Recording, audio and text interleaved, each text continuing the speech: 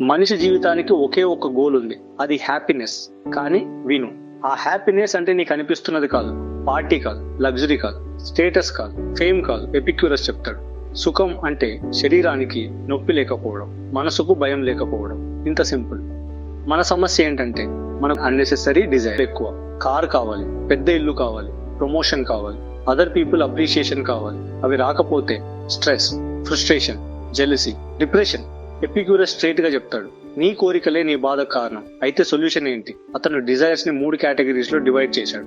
1 natural and necessary desires, 2 natural but unnecessary desires, 3 unnatural and unnecessary desires. ఇప్పుడు clear గా చూద్దాం. Natural and necessary అంటే ఏమిటి? Food, water, shelter, sleep, basic friendship. ఇవి లేకపోతే body suffer అవుతుంది. ఇవి సింపుల్ గా ఫుల్ఫిల్ చేస్తే లైఫ్ స్టేబుల్ గా ఉంటుంది. ఎపిక్యూరస్ చెప్తాడు, నీకు బ్రెడ్ మరియు వాటర్ ఉంటే నువ్వు కింగ్ కన్నా హ్యాపీగా ఉండగలవు. ఇది జోక్ కాదు, ఇది philosophy. Natural but unnecessary desires అంటే tasty food, rich lifestyle, comfortable bed, entertainment. ఇవి ఉంటే లైఫ్ బెటర్ అనిపిస్తుంది. కానీ ఇవి లేకపోయినా నువ్వు సర్వైవ్ అవుతావు. ప్రాబ్లం ఇక్కడ మొదలవుతుంది. మనసు కంఫర్టబుల్ కి అడిక్టెడ్ అవుతుంది. అప్పుడు సింపుల్ లైఫ్ బోరింగ్ అనిపిస్తుంది. అప్పుడు డిస్సాటిస్ఫాక్షన్ మొదలవుతుంది. ఇప్పుడు dangerous category, unnatural and unnecessary desires. Power, unlimited money, fame, immortality, other people validation.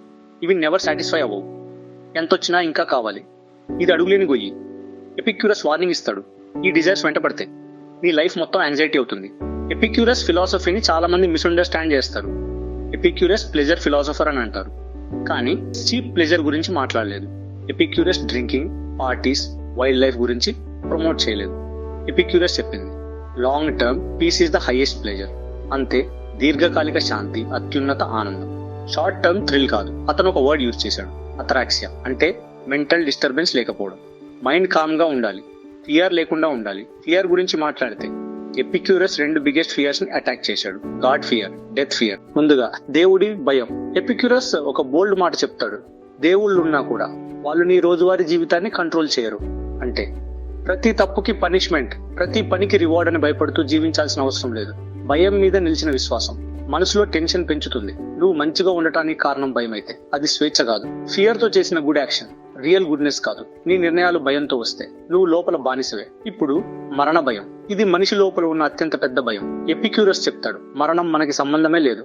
వింతగా అనిపిస్తుందా? కానీ ఆలోచించు. మనము బ్రతుకున్నప్పుడు మరణం అనుభవంలోకి రాదు. మరణం వచ్చినప్పుడు మనమే ఉండము. అంటే బాధ అనుభవించే వ్యక్తి లేకపోతే బాధ అనే భావన ఎలా ఉంటుంది?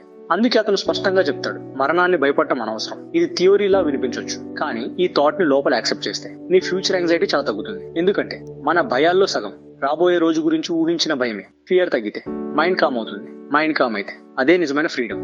ఎపిక్యూరస్ లైఫ్ లో ఫ్రెండ్షిప్ ని హైయెస్ట్ వాల్యూగా పెట్టాడు. మనీ కాదు, పవర్ కాదు, ట్రూ ఫ్రెండ్స్. ఎందుకంటే ఫ్రెండ్షిప్ సెక్యూరిటీ ఇస్తుంది, ట్రస్ట్ ఇస్తుంది, ఇమోషనల్ సపోర్ట్ ఇస్తుంది. లగ్జరీ లైఫ్ కన్నా 2 గుడ్ ఫ్రెండ్స్ తో సింపుల్ డిన్నర్ అతనికి గ్రేటర్ ప్లెజర్. ఇది డీప్ ఫిలాసఫీ. ఇప్పుడు ప్రాక్టికల్ లెసన్. నువ్వు డైలీ లైఫ్ లో ఎపిక్యూరస్ ఎలా అప్లై చేయాలి? ఫస్ట్, నీ డిజైర్స్ లిస్ట్ రాయ్. అందులో ఏవి నెసెసరీ, ఏవి toxic. Second, simple pleasures appreciate చేయడం నేర్చుకో. Morning breeze, simple food, peaceful sleep, good conversation. ఇవి ఫ్రీ కానీ పవర్ఫుల్. థర్డ్, కంపారిజన్ స్టాప్ చేయి.